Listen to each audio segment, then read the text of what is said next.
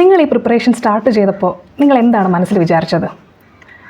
ഞാൻ ഈ medical entrance exam നേടിയെടുക്കും, അല്ലെങ്കിൽ എനിക്ക് ഇത്ര മാർക്ക് നേടിയെടുക്കണം, അല്ലെങ്കിൽ എനിക്ക് ഈ ഒരു മെഡിക്കൽ കോളേജ് വേണം, അതിലൊരു MBBS സീറ്റ് വേണം, അങ്ങനെ ഒരു ആഗ്രഹത്തോടെ ആയിരിക്കണം നിങ്ങളുടെ പ്രിപ്പറേഷൻ സ്റ്റാർട്ട് ചെയ്തത്. എന്നിട്ട് നിങ്ങൾ ഇപ്പോൾ കിട്ടുമോ കിട്ടില്ലേ എന്ന് ചിന്തിക്കാൻ കാരണം എന്താണ്? ഇപ്പോൾ നിങ്ങൾ നിൽക്കുന്ന സ്റ്റേജ് എന്താണ്? നിങ്ങൾ എങ്ങനെ തുടങ്ങി, ഇപ്പോൾ നിങ്ങൾ എങ്ങനെ നിൽക്കുന്നു? പല തരത്തിലായിരിക്കും, അല്ലെങ്കിൽ പല ലെവലിലായിരിക്കും പല കുട്ടികളും നിൽക്കുന്നത്, അല്ലേ? അപ്പോൾ ഇവിടെ നിങ്ങൾക്ക് ഒരു ചോദ്യമുണ്ടാകാം, ഇനി എനിക്ക് പഠിക്കാൻ പറ്റുമോ? നിങ്ങൾ എന്തിനാണ് ഇന്ന് ഈ വീഡിയോ തന്നെ കാണാൻ വന്നത്? നിങ്ങളുടെ ഉള്ളിൽ നിങ്ങൾക്ക് നല്ല മാർക്ക് സ്കോർ ചെയ്യണം, നിങ്ങളുടെ ആഗ്രഹങ്ങളൊക്കെ നടത്തണം. അപ്പോൾ അത് സംശയമായിട്ടിരിക്കുന്നത് കൊണ്ടാണ് നിങ്ങൾ ഇന്ന് ഈ വീഡിയോ കാണുന്നത്, അല്ലേ? സോ ഞാൻ നിങ്ങളുടെ ക്വാറന്റൈൻ ടീച്ചർ. എന്നെ ആദ്യമായിട്ടാണ് കാണുന്നതെങ്കിൽ ചാനൽ സബ്സ്ക്രൈബ് ചെയ്തോളൂ. നമുക്ക് എല്ലാ ദിവസവും സംസാരിക്കാം.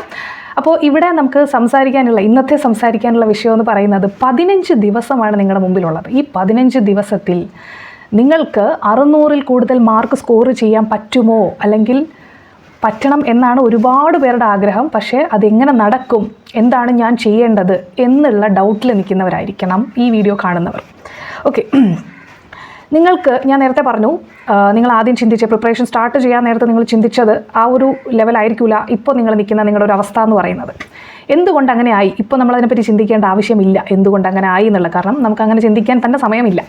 പക്ഷേ എങ്കിലും ഞാൻ നിങ്ങളുടെ അടുത്തൊന്ന് പറയട്ടെ, എന്തുകൊണ്ട് നിങ്ങളിപ്പോൾ എനിക്ക് കിട്ടുമോ കിട്ടില്ലേ എന്നുള്ളൊരു തോട്ട്, അല്ലെങ്കിൽ നിങ്ങൾക്ക് പ്രിപ്പറേഷൻ പ്രോപ്പറായിട്ട് വന്നിട്ടില്ല എന്നുള്ള ഒരു രീതിയിൽ, അല്ലെങ്കിൽ ആ ഒരു അവസ്ഥയിൽ എന്തുകൊണ്ട് നിൽക്കുന്നു എന്നുള്ള, അല്ലെങ്കിൽ എന്തുകൊണ്ട് നിങ്ങൾക്ക് തോന്നുന്നു എന്നുള്ളതിനാണ് ഞാൻ 2 മറുപടി നിങ്ങൾക്ക് പറയാം. ഒന്ന്, നിങ്ങളുടെ മാർക്ക് ഇമ്പ്രൂവ് ചെയ്യുന്നില്ല, അതുകൊണ്ടാണ് നിങ്ങൾക്കിപ്പോൾ ഈ ഒരു സംശയമായിട്ടുള്ള രീതിയിൽ എനിക്ക് കിട്ടുമോ ഇല്ലേ എന്നുള്ളൊരു സംശയം വരുന്നത്, അല്ലേ? കാരണം നിങ്ങൾ മോക്ക് ടെസ്റ്റ് അറ്റൻഡ് ചെയ്യുന്നുണ്ട്, ഇപ്പോൾ നിങ്ങൾ പല ഇൻസ്റ്റിറ്റ്യൂട്ടിൽ പഠിക്കുന്നവരായിക്കോട്ടെ, അതിലെ എക്സാംസിലൊന്നും മാർക്ക് ഇമ്പ്രൂവ് ചെയ്യുന്നില്ല. അതൊരു കാര്യം. രണ്ടാമത്തെ കാര്യം എന്ന് പറയുന്നത്, നിങ്ങളുടെ കംഫർട്ട് സോണിൽ നിന്ന് നിങ്ങൾക്ക് പുറത്തു വരാൻ കഴിയുന്നില്ല.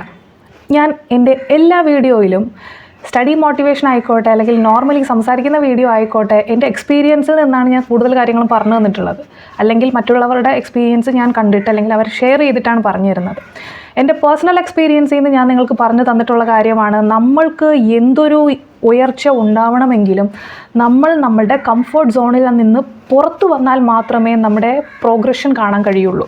അല്ലാതെ നമ്മൾ കാണുന്ന പ്രോഗ്രഷൻ എന്ന് പറയുന്നതെല്ലാം ടെമ്പററിയാണ്. അതായത് നിങ്ങൾ പഠിക്കുമ്പോൾ അതിന് മാർക്ക് നിങ്ങൾക്ക് കൂടുന്നുണ്ടായിരിക്കാം, പക്ഷേ നിങ്ങൾക്ക് സഡൻലി ഗ്രാഫ് ഇൻക്രീസ് ചെയ്യണമെങ്കിൽ നിങ്ങളുടെ കംഫർട്ട് സോൺ പല കാര്യങ്ങളും നിങ്ങൾ സാക്രിഫൈസ് ചെയ്യേണ്ടി വരും. എങ്കിൽ മാത്രമേ നിങ്ങളുടെ തന്നെ പ്രോഗ്രസ് നിങ്ങൾക്ക് കാണാൻ കഴിയത്തുള്ളൂ. പല കുട്ടികൾക്കും കംഫർട്ട് സോണിൽ നിന്ന് പുറത്തു വരാൻ കഴിഞ്ഞിട്ടില്ല. എന്നാൽ ഇനി ഞാൻ നിങ്ങളുടെ അടുത്ത് ചോദിക്കുന്നത്, നിങ്ങൾ റെഡിയാണോ? നിങ്ങൾ ഈ പറയുന്ന കാര്യത്തിൽ, അല്ലെങ്കിൽ കംഫർട്ട് സോണിൽ നിന്ന് പുറത്തു വരാൻ നിങ്ങൾ റെഡിയാണോ എങ്കിൽ ഈ വീഡിയോ കാണുക, ഇത് ഫോളോ ചെയ്യുക. ഓക്കെ, നിങ്ങൾക്ക് അത്രയും എന്താ പറയുക, നമ്മൾ താല്പര്യത്തോടെ ഈ പറയുന്ന കാര്യങ്ങളെല്ലാം ഫോക്കസ് ചെയ്യാൻ റെഡിയാണെങ്കിൽ വളരെ ഡീസൻ്റ് ആയിട്ടുള്ളൊരു റാങ്കും ഒരു മെഡിക്കൽ കോളേജും നിങ്ങൾക്ക് കിട്ടും. കാരണം ഞാൻ നിങ്ങൾക്ക് ഗവൺമെൻറ് കോളേജ്, അല്ലെങ്കിൽ നിങ്ങൾക്ക് ഇത്ര മാർക്കെന്ന് പറയാത്തതിൻ്റെ റീസൺ വേറൊന്നും കൊണ്ടല്ല, പറഞ്ഞു കഴിഞ്ഞാൽ അത് കിട്ടണം, അല്ലേ? ഇപ്പോൾ നിങ്ങളെൻ്റെ വീഡിയോ കണ്ടു എന്ന് പറഞ്ഞിട്ട് കിട്ടത്തില്ല. നിങ്ങൾ എത്ര എഫേർട്ട് എടുക്കുന്നു എന്ന് എനിക്കും അറിയത്തില്ല. സോ ഇത് കറക്റ്റായിട്ട് ഫോക്കസ് ചെയ്യുന്ന ഒരാൾക്ക്, നിങ്ങളൊന്നും പഠിച്ചിട്ടില്ല, നിങ്ങൾക്കൊരു ഐഡിയ ഇല്ലാതെ നിൽക്കുവാണ്, പക്ഷേ നിങ്ങൾ വർക്ക് ചെയ്യാൻ ഇന്നു മുതൽ റെഡിയാണെങ്കിൽ ഈ കാര്യങ്ങൾ ഫോളോ ചെയ്യുക. ഈ കാര്യങ്ങൾ ഫോളോ ചെയ്തുകൊണ്ട് ഇനി മുതലുള്ള 15 ദിവസവും നിങ്ങളുടെ ചുറ്റും മൊത്തം ഈ നമ്മുടെ നീറ്റ് എക്സാം ആയിരിക്കണം. ഓക്കെ, എങ്കിൽ മാത്രമാണ് നിങ്ങൾ ഈ വീഡിയോ തന്നെ കാണേണ്ടത്. അപ്പോൾ ഒന്നാമത്തെ കാര്യം, നമ്മുടെ ബയോളജി, ഫിസിക്സ്, കെമിസ്ട്രി ഇതിൻ്റെ പാറ്റേൺ എല്ലാം നിങ്ങൾക്കറിയാം. ഇനി നിങ്ങൾ എന്താണ് ചെയ്യേണ്ടത്? ഒരു ശരാശരി, അല്ലെങ്കിൽ ഒരു നോർമൽ സ്റ്റുഡൻറ്റിന് 600 മാർക്ക് മേടിക്കണമെങ്കിൽ ബയോളജിക്ക് നമ്മൾ ഒരു 360ക്കാണ് എക്സാം, 340 എങ്കിലും വേണം. ഓക്കെ, എന്നാൽ ഫിസിക്സിനാണെങ്കിൽ ഒരു 120, 130 ആ ഒരു റേഞ്ചും, കെമിസ്ട്രിക്കാണെങ്കിൽ 150 to 160 റേഞ്ചും വേണം, അല്ലേ? ഇങ്ങനെയെങ്കിൽ മാത്രമേ നമുക്കൊരു 600 അത്യാവശ്യം നല്ലൊരു സ്കോർ, അല്ലെങ്കിൽ നമുക്കൊരു ഡീസൻറ്റ് സ്കോർ എന്ന് പറയാൻ പറ്റത്തുള്ളൂ. അതായത് നിങ്ങൾക്ക് ഒരു ഹോപ്പ് വയ്ക്കാം, നല്ലൊരു കോളേജിൽ കിട്ടുമെന്നുള്ളൊരു ഹോപ്പ് വയ്ക്കാവുന്നൊരു സ്കോറാണത്. എങ്ങനെ നിങ്ങൾക്കത് നേടിയെടുക്കാം? ഒന്ന്, ഞാൻ നമ്മുടെ ബയോളജി സബ്ജക്റ്റിലോട്ട് വരാം. ഇവിടെയാണ് നിങ്ങൾ ഏറ്റവും കൂടുതൽ ഫോക്കസ് ചെയ്യേണ്ടത്. നിങ്ങൾ ഏത് തരത്തിൽ നിൽക്കുന്നവരായിക്കോട്ടെ, ഇനി നിങ്ങൾ ഫോക്കസ് ചെയ്യേണ്ടത് ബയോളജി, നിങ്ങൾ മാക്സിമം ക്വസ്റ്റ്യൻസ് ശരിയാക്കുക എന്നുള്ളതാണ്. നമുക്ക് ഇവിടെ ഒരു 600+ സ്കോർ ചെയ്യണമെന്നുള്ളവർക്ക് ഈ പറയുന്ന ഫിസിക്സ് കുറച്ച് പഠിച്ചാൽ മതി, കെമിസ്ട്രി കുറച്ച് ചാപ്റ്റേഴ്സ് പഠിച്ചാൽ മതി, അങ്ങനെ ഒരു സംഭവം നിങ്ങളുടെ മനസ്സിൽ നിന്ന് എടുത്ത് മാറ്റുക. ഓക്കെ, 600+ സ്കോർ ചെയ്യണമെന്നുള്ളവരെല്ലാവരും നിങ്ങളുടെ ഓരോ ചാപ്റ്റേഴ്സും ഓരോ ലൈൻസുകൾ ഇമ്പോർട്ടൻ്റ് ആണ്. നിങ്ങളുടെ ആത്മാർത്ഥത ലെവലെന്ന് പറയുന്നത് 200% കൊടുക്കണം. എങ്കിൽ മാത്രമേ നിങ്ങൾക്ക് അത് സ്കോർ ചെയ്യാൻ പറ്റത്തുള്ളൂ. ഇപ്പോൾ ഞാൻ അതിലോട്ട് പോകുന്നില്ല, ബയോളജിയിലോട്ട് വരാം. അപ്പോൾ ഇവിടെ എനിക്ക് പറയാനുള്ളത്, നിങ്ങൾക്ക് ബയോളജി NCERT ടെക്സ്റ്റ് ബുക്ക് തറയല്ല കേട്ടോ, തറയായിരിക്കണം. അപ്പോൾ അങ്ങനെയാണെങ്കിൽ മാത്രമേ നമുക്ക് ഏറ്റവും കൂടുതൽ ക്വസ്റ്റ്യൻസ് നമുക്ക് ചെയ്യാൻ പറ്റത്തുള്ളൂ. കാരണം നമ്മുടെ ക്വസ്റ്റ്യൻസ് വരുന്ന രീതികളൊക്കെ നിങ്ങൾക്ക് ശ്രദ്ധിച്ചാൽ മനസ്സിലാവും. ഒരു വലിയ പാരഗ്രാഫിൽ നിന്ന് ഏതെങ്കിലും ഒരു നമ്മൾ പെട്ടെന്ന് കാണാതെ പോകുന്നൊരു സെൻറ്റൻസ് ആയിരിക്കും ചിലപ്പോൾ ഒരു ക്വസ്റ്റ്യൻ ആയിട്ട് വരുന്നത്. നമുക്കത് നമ്മൾ കണ്ടു പരിചയമുള്ളതായിരിക്കാം, കണ്ടു പോയിട്ടുള്ളതായിരിക്കാം. പക്ഷേ എങ്കിലും നമുക്ക് ആ ഒരു ടൈമിൽ നമുക്ക് അത് എന്താ പറയുക, ഓർമ്മ വരണമെന്നില്ല. അത് നമ്മുടെ മനുഷ്യന്മാരായത് കാരണം സംഭവിക്കുന്നതാണ്. അപ്പോൾ നിങ്ങൾക്ക് ബയോളജി സ്കോർ ചെയ്യണമെങ്കിൽ നിങ്ങൾ എന്ത് ചെയ്യണം? NCERT നിങ്ങൾക്ക് ഉള്ളും പുറവും എല്ലാം ഒരു വ്യക്തത ഉണ്ടാവണം. ഏത് ടോപ്പിക്ക് എവിടെ കിടക്കുന്നു നിങ്ങൾ പഠിച്ച് വരുമ്പോൾ നിങ്ങൾ എങ്ങനെ പഠിച്ചു എന്ന് മനസ്സിലാവും. NCERT നിങ്ങൾക്ക് തറവായി എന്നെങ്ങനെ മനസ്സിലാവും? ഓരോ ടോപ്പിക്കുകൾ നിങ്ങൾ ക്വസ്റ്റ്യൻ കാണുമ്പോൾ തന്നെ ആ ടോപ്പിക്ക് തന്നെ നിങ്ങൾക്ക് എവിടെയാണ് ഉള്ളതെന്നൊക്കെ ഒരു വ്യക്തമായിട്ടൊരു ഐഡിയ ഉണ്ടാവും. അല്ലെങ്കിൽ നിങ്ങൾക്കൊന്നും അറിയണ്ടാവില്ല എന്നാണ് അതിൻ്റെ മീനിങ് വരുന്നത്. ഇപ്പം ഞാൻ ലെന്തിയായിട്ട് പറയുന്നത് നിങ്ങൾക്ക് പറഞ്ഞ് മനസ്സിലാക്കി തരുന്നതാണിത്.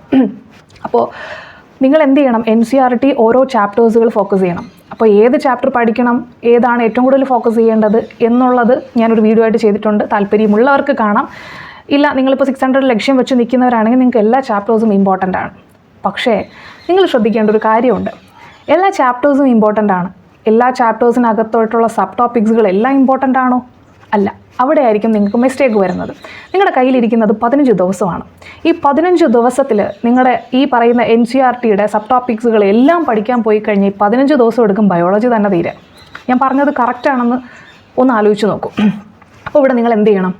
നിങ്ങൾ ചാപ്റ്റർ വൈസായിട്ട് ഇമ്പോർട്ടൻറ്റ് ടോപ്പിക്സുകൾ പഠിച്ചു തുടങ്ങാം. ഓക്കെ, ഇമ്പോർട്ടൻറ്റ് ടോപ്പിക്സ് എന്ന് പറയുമ്പോഴത്തേനും ഞാൻ എപ്പോഴും പറയുന്നതാണ്, നിങ്ങൾക്ക് NCERT വിട്ടിട്ട് ഈ പറയുന്ന മെറ്റീരിയൽസുകളുടെ പുറകെ പോകരുത്. ഇമ്പോർട്ടൻറ്റ് ടോപ്പിക്സുകൾ നോക്കിയിട്ട് NCERT ആയിരിക്കണം നിങ്ങൾ ബയോളജി പഠിക്കുന്നുണ്ടെങ്കിൽ ആവശ്യമായിട്ടുള്ള ബുക്ക്. അതല്ലാതെ വേറൊരു MCQ ബുക്ക് കൂടെ അല്ലാതെ നിങ്ങളുടെ കയ്യിൽ വേറെ ഒരു മെറ്റീരിയലും ബയോളജിക്ക് വേണ്ടി നിങ്ങൾ ഇപ്പോൾ ഉപയോഗിക്കരുത്. ഇപ്പോൾ ഉപയോഗിക്കുന്നവരുണ്ടെങ്കിൽ വലിച്ച് കീറി ദൂരെ എറിഞ്ഞേക്കാം. എനിക്ക് അത്രയും എന്താ പറയുക, ദേഷ്യമുള്ളൊരു കാര്യം എനിക്ക് വേറെ ഇല്ല. എന്തിനാണ് എല്ലാവരും പറഞ്ഞ് കുട്ടികളെ ഇത്രയും മാറ്റി വിടുന്നതെന്ന് എനിക്കറിയത്തില്ല. ബയോളജിക്ക് ഓരോ ബുക്കുകൾ കൊടുത്തിട്ട് എനിക്കിപ്പോഴും മനസ്സിലാവാത്തൊരു കാര്യമാണ്. എന്നാൽ ഇവരൊക്കെ തന്നെ പറയുന്നുണ്ട് ബയോളജി NCERT ആണ് പഠിക്കേണ്ടത്. ഞാൻ എപ്പോഴും പറയുന്നു, എന്നെ വിശ്വസിക്കുന്നവർ നിങ്ങൾ ഫോളോ ചെയ്യേണ്ടത് ബയോളജി NCERT ബുക്ക് മാത്രമാണ്. വേറെ ഒരു മെറ്റീരിയൽസ് നിങ്ങൾ ഫോക്കസ് ചെയ്യരുത്. അതിൻ്റെ ടൈം അല്ല ഇതും അല്ല. നമ്മൾ പ്രിപ്പറേഷൻ ചെയ്യുമ്പോൾ നമുക്കതിൻ്റെ ആവശ്യമില്ല. NCERT തന്നെയാണ് 100% ക്വസ്റ്റ്യൻസ് വരുന്നത്. ഓക്കെ, അപ്പോൾ ഈ സബ് ടോപ്പിക്സുകളുടെ വീഡിയോ പോലും ഞാൻ ലാസ്റ്റ് ടൈം ചെയ്തിട്ടുണ്ടായിരുന്നു. ഇമ്പോർട്ടൻ്റ് ആയിട്ട് സബ് ടോപ്പിക്സുകൾ ഏതൊക്കെയാണ് പഠിക്കേണ്ടതെന്നുള്ളത്. അപ്പോൾ ഈ സബ് ടോപ്പിക്സുകൾ കൂടുതൽ ഫോക്കസ് ചെയ്യാം. ഈ ഫോക്കസ് ചെയ്യുമ്പോൾ നിങ്ങൾക്ക് ആർക്കെങ്കിലും എൻ്റെ സഹായം വേണമെന്നുണ്ടെങ്കിൽ എൻ്റെ ക്രാഷ് കോഴ്സിൽ ജോയിൻ ചെയ്യാം. ഞാൻ ലാസ്റ്റ് ടൈമും ഒരു വീഡിയോ ചെയ്തിട്ടുണ്ടായിരുന്നു, എൻ്റെ ക്രാഷ് കോഴ്സ് എങ്ങനെയാണ് വർക്ക് ചെയ്യുന്നതെല്ലാം. ഞാനിപ്പോൾ ഒന്നുകൂടെ പറഞ്ഞു തന്നേക്കാം. 24 മണിക്കൂർ കൊണ്ടാണ് നമ്മുടെ ബയോളജി ക്രാഷ് കോഴ്സ് തീർക്കുന്നത്. നിങ്ങൾക്ക് ചിന്തിക്കാൻ പോലും കഴിയത്തില്ല 24 മണിക്കൂർ കൊണ്ട് എങ്ങനെയാണ് ഈ ബയോളജി ഇത്രയും കംപ്ലീറ്റ് ചെയ്യണേന്ന്. ഇപ്പോൾ എനിക്ക് വേണമെങ്കിൽ ചുമ്മാ വന്നിട്ട് പറഞ്ഞിട്ട് പോകാം, പക്ഷേ ഞാൻ നിങ്ങൾക്ക് മനസ്സിലാക്കി തരാൻ ശ്രമിക്കുന്നത്. കാരണം അതിൻ്റെ ഇമ്പോർട്ടൻസ് നിങ്ങൾക്ക് മനസ്സിലാവണം. നിങ്ങൾ ഓൾറെഡി 320+ സ്കോർ ചെയ്യുകയാണെങ്കിൽ നിങ്ങളുടെ ബയോളജി അവിടെ ഓൾറെഡി നിങ്ങൾ സെറ്റായി. പിന്നെ നിങ്ങൾ ഫോക്കസ് ചെയ്യേണ്ട ഫിസിക്സും കെമിസ്ട്രിയും മാത്രമാണ്. സോ ഒരു വലിയ നിങ്ങളുടെ ഒരു വലിയ സ്കോറിങ് ഏരിയ തന്നെ നിങ്ങളുടെ കൈ വെള്ളയെ തന്നെ ആയിരിക്കുന്നത്. ഇതെങ്ങനെയാണ് വരുന്നതെന്ന് പറഞ്ഞു കഴിഞ്ഞാൽ പലവർക്കും ഡൗട്ട് വന്നിട്ടുണ്ട്, എങ്ങനെയാണ് ഇത് തീർക്കുന്നതെന്നുള്ളത്. ഞാൻ ചെയ്തിരിക്കുന്നത് ബയോളജിയിലുള്ള ഓരോ ചാപ്റ്റേഴ്സും അതിലെ സബ് ടോപ്പിക്സുകൾ, ഇമ്പോർട്ടൻ്റ് ആയിട്ടുള്ള സബ് ടോപ്പിക്സുകൾ എല്ലാം കൂടെയാണ് എടുക്കുന്നത്. എന്ന് പറയുമ്പോൾ ഒരു ചാപ്റ്റർ എന്ന് പറയുന്നത് ഞാൻ 45 മിനിറ്റ്സിൽ കൂടുതൽ പോയിട്ടില്ല, except molecular basis of inheritance. അപ്പോൾ 45 മിനിറ്റ് കൊണ്ട് നിങ്ങളൊരു ചാപ്റ്റർ തീർക്കും. ആ ഒരു ചാപ്റ്റർ എന്ന് പറയുന്നത് ഞാൻ വേറെ ഏതെങ്കിലും മെറ്റീരിയൽസ് വെച്ചിട്ടാണോ പഠിപ്പിക്കുന്നത് നിങ്ങൾക്കൊരു തോന്നൽ വരാം. അല്ല, ഞാൻ NCERT ആണ് ബാക്ക്ഗ്രൗണ്ടിൽ വെച്ചിട്ട് പഠിപ്പിക്കുന്നത്. സോ ദാറ്റ് നിങ്ങൾക്ക് എക്സാം എഴുതാൻ പോകുന്ന ടൈമിലും നിങ്ങളുടെ മനസ്സിൽ NCERT ആണ് വരേണ്ടത് എന്നുള്ളൊരൊറ്റ നിർബന്ധം എനിക്കുള്ളത് കൊണ്ടാണ്. പിന്നെ ഇതിൽ ഞാൻ വേറെ എന്തൊക്കെ പറയുന്നുണ്ട്. ഞാൻ പോകുന്നത് ഒരുപാട് കൺസെപ്റ്റിലോട്ട് പോകുന്നില്ല, കാരണം അവസാന നിമിഷം കൺസെപ്റ്റ് പഠിക്കാനുള്ളതല്ല.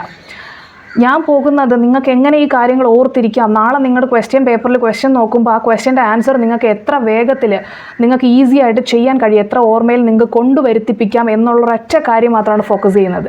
കാരണം നമ്മൾ ഈ ഒരു ടൈമിൽ കൺസെപ്റ്റും പഠിച്ചുകൊണ്ടിരുന്നു കഴിഞ്ഞാൽ തീരത്തുമില്ല. നിങ്ങളുടെ അൾട്ടിമേറ്റ് ആവശ്യം എന്താണ്? നിങ്ങൾക്ക് മാർക്ക് മേടിക്കുക എന്നുള്ളതാണ്. ഓക്കെ, ഈ ഒരു അവസാനത്തെ നിമിഷത്തിൽ പഠിച്ച് കയറിയ കുട്ടികളെന്ന് പറയുന്നത് അവരൊക്കെ ഈ വഴിയിലൂടെ സഞ്ചരിച്ചതാണ്. കാരണം അവർക്ക് മാർക്ക് വേണം, അതിനെന്താണോ ചെയ്യേണ്ടത് അവർ കറക്റ്റ് അത് പോയിൻ്റ് ചെയ്ത് അവർ ചെയ്യുന്നുണ്ടായിരുന്നു. അങ്ങനെയുള്ളവർക്കാണ് ഈ ലാസ്റ്റ് ടൈമിൽ നിന്നുകൊണ്ട് ഒറ്റയടിക്ക് കയറി വരാൻ സാധിക്കുന്ന പല കുട്ടികൾ അങ്ങനെ കയറി വരുന്നതിൻ്റെ റീസൺ അതാണ്. അപ്പോൾ ഇത് തന്നെയാണ് ഞാൻ പറയുന്നത്. നിങ്ങൾക്ക് ആർക്കെങ്കിലും എന്തെങ്കിലും ബുദ്ധിമുട്ട് തോന്നുവാണെങ്കിൽ ബയോളജിയുടെ കാര്യത്തിൽ നിങ്ങൾ ഒട്ടും വിഷമിക്കേണ്ട. എൻ്റെ ക്രാഷ് കോഴ്സിൽ ജോയിൻ ചെയ്യാം. ക്രാഷ് കോഴ്സ് ജോയിൻ ചെയ്യണം അല്ലെങ്കിൽ അതിനെപ്പറ്റി കൂടുതൽ അറിയണം എന്നുള്ളവർക്ക് വേണ്ടിയിട്ട് നിങ്ങൾ പ്ലേ സ്റ്റോർ പോവുക, യുവർ ക്വാറൻറ്റൈൻ ടീച്ചർ എന്നൊന്ന് ടൈപ്പ് ചെയ്യുക. അപ്പോൾ നമ്മുടെ ആപ്പ് നിങ്ങൾക്ക് കാണാൻ കഴിയും. അത് ഡൗൺലോഡ് ചെയ്ത് നിങ്ങൾക്ക് സൈനപ്പ് ചെയ്തതിന് ശേഷം നിങ്ങൾക്ക് നീറ്റ് ക്രാഷ് കോഴ്സ് 2023 എന്ന് പറയുന്ന ഒരു ഫോൾഡർ കാണാൻ കഴിയും. അത് ഓപ്പൺ ചെയ്തിട്ട് അതിനകത്ത് നിങ്ങൾക്ക് പ്രിവ്യൂ ക്ലാസ്സസ് കൂടെ ഉണ്ട്. നിങ്ങൾക്ക് അത് കണ്ടിട്ട് എന്താണ് നമ്മുടെ ക്ലാസ് എന്നുള്ളൊരു ഐഡിയ കിട്ടാൻ വേണ്ടിയിട്ടാണ് അതങ്ങനെ ഫ്രീ ആക്കി ഇട്ടേക്കുന്നത്. ഓക്കെ, അത് നിങ്ങൾ ഒന്ന് നോക്കി നോക്കുക. അത് കണ്ടിട്ട് നിങ്ങൾ ഡിസൈഡ് ചെയ്യുക. ഓക്കെ, നിങ്ങളുടെ ഡിസിഷനാണ് ബാക്കി മാറ്റേഴ്സ്. ഓക്കെ, ആ ഒരു കാര്യം. പിന്നെ നിങ്ങൾ എന്താണ് ചെയ്യേണ്ടത്? മാക്സിമം ക്വസ്റ്റ്യൻസ് ചെയ്യുക. അത് വിട്ടൊരു പരിപാടി ഇല്ല നമുക്ക്. പിന്നെ ബയോളജിക്ക് വേറെ എന്താണ് നിങ്ങൾ ചെയ്യേണ്ടത്? നിങ്ങൾക്ക് ഏറ്റവും കൂടുതൽ ഒരു കോൺഫിഡൻസ് വരാൻ വേണ്ടിയിട്ട് പല ആൾക്കാരും ഇന്ന് ഫ്രീ ആയിട്ട് ക്വസ്റ്റ്യൻസ് നിങ്ങൾക്ക് അവൈലബിൾ ആക്കി തരുന്നുണ്ട്. അത് മാക്സിമം യൂസ് ചെയ്യുക. അതിൽ ഒരാളാണ് ഞാനും. എന്ന് പറയുമ്പോൾ എങ്ങനെയാണെന്ന് വെച്ച് കഴിഞ്ഞാൽ കമ്മ്യൂണിറ്റി ടാബിൽ ഞാൻ ഇമ്പോർട്ടൻ്റ് ആയിട്ടുള്ള ക്വസ്റ്റ്യൻസുകളാണ് ഇടുന്നത്. അത് ഞാൻ സെലക്ട് ചെയ്ത് കൊണ്ടുവരുന്ന ക്വസ്റ്റ്യൻസുകളാണ് ഞാൻ ഇട്ടുകൊണ്ടിരിക്കുന്നത്, ഇൻക്ലൂഡിങ് PYQs. ഇത് അറ്റൻഡ് ചെയ്യുന്നവർക്ക് അറിയായിരിക്കും ഞാൻ എന്തോരം ക്വസ്റ്റ്യൻസ് ആഡ് ചെയ്യുന്നുണ്ട്. ചാപ്റ്റർ വൈസ് ആയിട്ട് ഞാൻ ക്വസ്റ്റ്യൻസ് കമ്മ്യൂണിറ്റി ടാബിൽ ആഡ് ചെയ്യാറുണ്ട്. അതുപോലെ തന്നെ റാൻഡമായിട്ടും, കാരണം നിങ്ങളെ ഓൾട്ടർനേറ്റ് ആയിട്ട് തിങ്ക് ചെയ്യിപ്പിക്കാൻ വേണ്ടി റാൻഡമായിട്ടും ക്വസ്റ്റ്യൻസ് ഞാൻ ഇടാറുണ്ട്. അപ്പോൾ മാക്സിമം ഇങ്ങനത്തെ കാര്യങ്ങളൊക്കെ യൂസ് ചെയ്ത് പഠിക്കുക. നിങ്ങളുടെ മനസ്സിലാണ് എല്ലാ കാര്യങ്ങളും ഇരിക്കേണ്ടത്. നിങ്ങളുടെ മനസ്സ് ഇനി എന്താണോ ചിന്തിക്കുന്നത് അതിലാണ് നിങ്ങളുടെ മാർക്ക് വരാൻ പോകുന്നത്. എനിക്ക് പറഞ്ഞു തരാനല്ലേ പറ്റത്തുള്ളൂ. അപ്പോൾ നിങ്ങൾക്ക് പ്രോപ്പറായിട്ടുള്ളൊരു ഗൈഡ് ഞാനിപ്പോൾ തന്നുകൊണ്ടിരിക്കുകയാണ്. അപ്പോൾ ബയോളജിക്ക് നിങ്ങൾ ചെയ്യാനുള്ളത് ഇത്രയാണ്. അപ്പോൾ ബയോളജിക്ക് നിങ്ങൾക്ക് ഈ ഇത്രയും കാര്യങ്ങൾ നിങ്ങൾ ചെയ്യുവാണെങ്കിൽ നിങ്ങൾക്ക് 320+ ഉറപ്പായിട്ട് സ്കോർ ചെയ്യാൻ കഴിയും. സോ നെക്സ്റ്റ് കാര്യം എന്ന് പറയുന്നത് ഫിസിക്സ് കെമിസ്ട്രി എങ്ങനെ പഠിക്കാൻ പറ്റും. ഫിസിക്സിന് നിങ്ങൾ ചെയ്യേണ്ടത് കൺസെപ്റ്റ് പുതിയത് പഠിക്കാൻ പോകാതിരിക്കുക. പകരം നമ്മുടെ ക്വസ്റ്റ്യൻസ് ഓരോ ചാപ്റ്റർ വൈസ് ആയിട്ടുള്ള ക്വസ്റ്റ്യൻസുകൾ നിങ്ങൾ ചെയ്തുകൊണ്ട് ആ ക്വസ്റ്റ്യൻസിലൂടെ നിങ്ങൾ കൺസെപ്റ്റ് പഠിക്കുക. ഓക്കെ, ഇപ്പോൾ പുതിയതായിട്ട് നമ്മൾ NCERT വായിച്ചിരിക്കുവാണെങ്കിൽ ഫിസിക്സിന് നിങ്ങൾക്ക് ഒരു യൂസും ഇല്ല, നിങ്ങൾക്കൊന്നും യൂസ് ചെയ്യാൻ പോകുന്നില്ല. ലാസ്റ്റ് ടൈം കുറേ കുട്ടികളെടുത്തും അതുപോലെ തന്നെ പല വീഡിയോയിലും ഞാൻ പറഞ്ഞിട്ടുണ്ട്, നിങ്ങൾ എപ്പോൾ പഠിക്കുമ്പോഴും ഫിസിക്സിനും കെമിസ്ട്രിക്കും ഒരു ഫോർമുല ബുക്ക് ഉണ്ടാക്കണമെന്നുള്ളത്. നിങ്ങൾക്ക് നിങ്ങളുടേതായിട്ടുള്ള ഒരു നോട്ട് ഉണ്ടെങ്കിൽ ഈ ഒരു ടൈമിൽ നിങ്ങൾ അത് മാത്രം പഠിക്കുക. പ്ലസ് ചാപ്റ്റർ വൈസ് ആയിട്ടുള്ള MCQs ഫോക്കസ് ചെയ്യുക. എത്ര നിങ്ങൾക്കൊരു ദിവസം ക്വസ്റ്റ്യൻസ് ചെയ്യാൻ പറ്റുമോ അത്രയും നിങ്ങൾ ചെയ്യുക. ഓക്കെ, നിങ്ങളുടെ ബ്രെയിൻ അത്രയും ഫറ്റീഗ് ആകുന്നത് വരെ നിങ്ങൾ മാക്സിമം ചെയ്യുക. അപ്പോൾ എപ്പോഴാണ് എന്ന് വെച്ചാൽ എനിക്കിതിൽ പറയാൻ ഉദ്ദേശിച്ചത്, നമുക്ക് കുറേ ക്വസ്റ്റ്യൻ ഒരു 10-20 ക്വസ്റ്റ്യൻസ് ഒക്കെ ചെയ്യുമ്പോൾ നമുക്ക് തോന്നും അയ്യോ മതി, ഇത്രയും മതി. അപ്പോൾ നിങ്ങൾ നിർത്തരുത്. കാരണം അത്രയും വരെ നിങ്ങളുടെ കംഫർട്ട് സോണ്. അതിലും കൂടുതൽ ക്വസ്റ്റ്യൻസ് ചെയ്യുക. അപ്പോഴാണ് നിങ്ങളുടെ കംഫർട്ട് സോണിൽ നിന്ന് പുറത്ത് വരുന്നത്. അത് ഞാൻ എക്സാമ്പിളായിട്ട് പറഞ്ഞു തരുന്നതാണ് കേട്ടോ. അങ്ങനെ നിർത്താൻ പാടുള്ളൂ. ഓക്കെ, ഒരുപാട് ബുദ്ധിമുട്ടുകളും മാനസികമായിട്ടുള്ള വിഷമങ്ങളും ഒക്കെ നിങ്ങളിപ്പോൾ നേരിടും. പക്ഷേ നിങ്ങൾ ഇവിടെ തളരുന്നില്ല. ഓക്കെ, ഞാനാണ് നിങ്ങളുടെ കൂട്ടത്തിൽ നിന്ന് ഇത് പറഞ്ഞു തരുന്നത്. നിങ്ങൾ ഓരോ തവണ നിങ്ങൾക്ക് ഇങ്ങനത്തെ ഒരു ചിന്ത വരുമ്പോൾ നിങ്ങൾ എന്നെ പറ്റിയിട്ടൊന്ന് ആലോചിക്കുക. നിങ്ങളുടെ അതുപോലത്തെ ഒരു സ്റ്റേജിൽ കൂടെ കടന്നു പോയ ഒരു സാധാരണയായിട്ടുള്ളൊരു കുട്ടി തന്നെയായിരുന്നു ഞാനും. ഓക്കെ, നെക്സ്റ്റ് എനിക്ക് കെമിസ്ട്രിയുടെ കാര്യം പറയാനുള്ളത്. ഓക്കെ, ഫിസിക്സ് കഴിഞ്ഞു. പിന്നെ കെമിസ്ട്രിയുടെ കാര്യം പറയാനുള്ളത് എന്താണെന്ന് വെച്ചാൽ നമുക്ക് ഫിസിക്കൽ കെമിസ്ട്രിയും ഇനോർഗാനിക് കെമിസ്ട്രിയും ഓർഗാനിക് കെമിസ്ട്രിയാണ് ഉള്ളത്. ഇതിൽ ഫിസിക്കൽ കെമിസ്ട്രി എന്ന് പറയുമ്പോഴത്തേനും നമുക്ക് ഇതുപോലെ തന്നെ ഫിസിക്സ് നമ്മൾ ചാപ്റ്റേഴ്സ് പഠിച്ചതുപോലെ തന്നെ പ്രാക്ടീസ് ചെയ്യേണ്ട ഒരു കാര്യമാണ്. എല്ലാം പ്രാക്ടീസ് ചെയ്യേണ്ട കാര്യമാണ്. പക്ഷേ എനിക്ക് കെമിസ്ട്രിയിൽ പല ചാപ്റ്റേഴ്സും ഫിസിക്സിലെ പല ചാപ്റ്റേഴ്സും ഓൾമോസ്റ്റ് സിമിലർ ആയിട്ട് തോന്നിയിട്ടുണ്ടായിരുന്നു എനിക്ക്. അപ്പോൾ അത് നിങ്ങളുടെ രീതി എങ്ങനെയാണെന്ന് എനിക്കറിയത്തില്ല. പക്ഷേ ചാപ്റ്റർ വൈസ് ആയിട്ട് ക്വസ്റ്റ്യൻസ് ഫോക്കസ് ചെയ്യുക എന്നുള്ളതാണ്. എന്നാൽ ഇനോർഗാനിക് കെമിസ്ട്രി എന്ന് പറയുമ്പോൾ നമ്മൾ ഏകദേശം ഒരു ബയോളജി പഠിക്കുന്നൊരു ഫീലാണ്. അങ്ങനെയല്ല എങ്കിലും നമുക്ക് ഒരുപാട് പ്രോബ്ലംസ് ചെയ്യാനില്ല. നമുക്ക് അത്യാവശ്യം വായിച്ച് പഠിച്ച് പോകാം. പക്ഷേ പല ചാപ്റ്റേഴ്സും ഭയങ്കര ലെങ്തി ചാപ്റ്റേഴ്സാണ്. അപ്പോൾ നിങ്ങൾ എന്താ ചെയ്യേണ്ടതെന്ന് വെച്ച് കഴിഞ്ഞാൽ ചെറിയ ചാപ്റ്റേഴ്സ് നിങ്ങൾ വായിക്കുക. അതിൻ്റെ കൂട്ടത്തിൽ നിങ്ങൾ ക്വസ്റ്റ്യൻസ് ചെയ്തിട്ട് ആ ടോപ്പിക്കുകൾ നമ്മുടെ തിരിച്ച് ബാക്ക് ടു NCERT പോയി NCERT വെച്ച് നോക്കുക. ഓക്കെ, അല്ലാതെ നമ്മളൊരു ചാപ്റ്റർ എടുത്തിട്ട് ഇതാണ് ചാപ്റ്റർ, ഓക്കെ ഇതിരുന്ന് ആദ്യം മുതലിരുന്ന് വായിക്കുക. അങ്ങനെ നിങ്ങൾ ചെയ്യാതിരിക്കുക. ഞാനത് പറഞ്ഞു തരുന്നതാണ്. ദയവേത് അങ്ങനത്തെയുള്ള മണ്ടത്തരങ്ങൾ ഇപ്പോൾ കാണിച്ച് വെക്കരുത്. നിങ്ങളുടെ ഫോക്കസ് എന്ന് പറഞ്ഞാൽ നിങ്ങളുടെ ലക്ഷ്യം എന്ന് പറയുന്നത് വളരെ വലിയൊരു ലക്ഷ്യമാണ്. അപ്പോൾ നിങ്ങൾ ഈ മണ്ടത്തരങ്ങൾ കാണിച്ച് വെക്കരുത്. അപ്പോൾ നിങ്ങൾ എന്താ ചെയ്യേണ്ടത്? ക്വസ്റ്റ്യൻസ് ചെയ്യുക. ക്വസ്റ്റ്യൻസ് ചെയ്തിട്ട് ആ ടോപ്പിക്സുകളെല്ലാം ജസ്റ്റ് ഒന്ന് NCERT പോയി ചെന്നിട്ട് ഒന്ന് വായിച്ചു നോക്കുക. ഓക്കെ, ക്ലിയർ അല്ലേ? ഇനി ലാസ്റ്റ് വരുന്നത് ഓർഗാനിക് കെമിസ്ട്രി. ഒരുപാട് കുട്ടികൾക്ക് വളരെ ബുദ്ധിമുട്ടായിട്ടുള്ളൊരു പോർഷനാണ് ഓർഗാനിക് കെമിസ്ട്രി എന്ന് പറയുന്നത്. ഓർഗാനിക് കെമിസ്ട്രിയിൽ നിങ്ങൾ മെയിനായിട്ട് റിയാക്ഷൻസും കാര്യങ്ങളും നിങ്ങൾ എഴുതി പഠിക്കേണ്ട കാര്യമാണ്. അപ്പോൾ ഇത്രയും സമയമില്ലല്ലോ മിസ്സേ എപ്പോഴും എഴുതി പഠിക്കുന്നതെന്ന് ചോദിച്ചു കഴിഞ്ഞാൽ നമ്മുടെ ഒരു ദിവസത്തിൽ ഏതെങ്കിലും ഒരു നിങ്ങൾ ചുമ്മാ ചിലപ്പോൾ ഒന്ന് നടക്കാൻ പോകുന്ന ടൈമോ എന്തെങ്കിലും ഒന്ന് ജസ്റ്റ് ഒന്ന് റിഫ്രഷ് ചെയ്യണം, അല്ലെങ്കിൽ നിങ്ങൾ എന്തെങ്കിലും ചെയ്യുന്ന ഒരു ടൈമിലാണെങ്കിൽ പോലും നിങ്ങൾക്ക് ജസ്റ്റ് ഒന്ന് നോക്കി ഒരു ഒറ്റ മിനിറ്റ് നിങ്ങൾ സ്പെയർ ചെയ്താൽ മതി. അതെന്തായിരുന്നു ആ റിയാക്ഷൻ, അല്ലെങ്കിൽ ആ റിയാക്ഷനിൽ എന്തായിരുന്നു അല്ലെങ്കിൽ നമ്മുടെ എഴുതി വരുന്ന ഫോർമുലാസ് കാര്യങ്ങൾ എന്തൊക്കെയാണ് എന്ന് ജസ്റ്റ് ഒന്ന് 1 മിനിറ്റ് നിങ്ങൾ ഒരു ദിവസത്തിൽ ഓരോ ടൈമിൽ നമ്മുടെ ടൈമിൽ നിങ്ങളൊന്ന് ചിന്തിച്ച് നോക്കിക്കഴിഞ്ഞതിന് ഈ ഓർഗാനിക് കെമിസ്ട്രി നിങ്ങൾക്ക് കുറേ കാര്യങ്ങൾ നിങ്ങൾ ഓൾറെഡി മെമ്മറിയിൽ സ്റ്റോർ ചെയ്ത് വയ്ക്കാൻ പറ്റും. ബാക്കിയുള്ള നിങ്ങൾ പഠിച്ചെടുത്താൽ മതി. അപ്പോൾ നിങ്ങൾ എന്ത് ചെയ്യുന്നു, ഈ പഠിച്ച കാര്യങ്ങൾ നിങ്ങൾ ഒന്നുകൂടെ ഒരു ടൈമിൽ റാൻഡമായിട്ട് ഇരിക്കുന്ന സമയത്ത് ഒന്ന് ആലോചിച്ച് നോക്കുമ്പോൾ നിങ്ങൾക്ക് ഓർമ്മ വന്നിട്ടില്ല എന്നുണ്ടെങ്കിൽ നിങ്ങളത് പഠിച്ചത് നിങ്ങളുടെ മനസ്സിലെത്തിയിട്ടില്ല, അല്ലെങ്കിൽ നിങ്ങളുടെ ബ്രെയിനിൽ സ്റ്റോർ ആയിട്ടില്ല എന്നാണ് അതിൻ്റെ മീനിങ് എന്ന് പറയുന്നത്.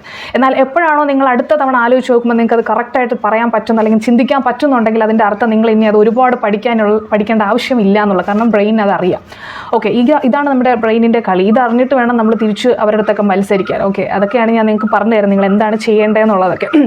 ഇതിൽ എത്ര പേർക്ക് ഇത് എന്താ പറയുക, ഇത് യൂസ്ഫുൾ ആയെന്നൊന്നും എനിക്കറിയത്തില്ല. എനിക്കിത് പറയണമെന്ന് വളരെ വളരെ ഒരുപാട് ദിവസമായിട്ട് എനിക്ക് തോന്നിയായിരുന്നു. ഒരുപാട് കുട്ടികൾക്ക് ചിന്തിക്കുന്നുണ്ട്, ആഗ്രഹങ്ങളുണ്ട്. എനിക്ക് ഒരുപാട് മെസ്സേജിൽ ഇങ്ങനെ ചോദിക്കുന്നുണ്ട്.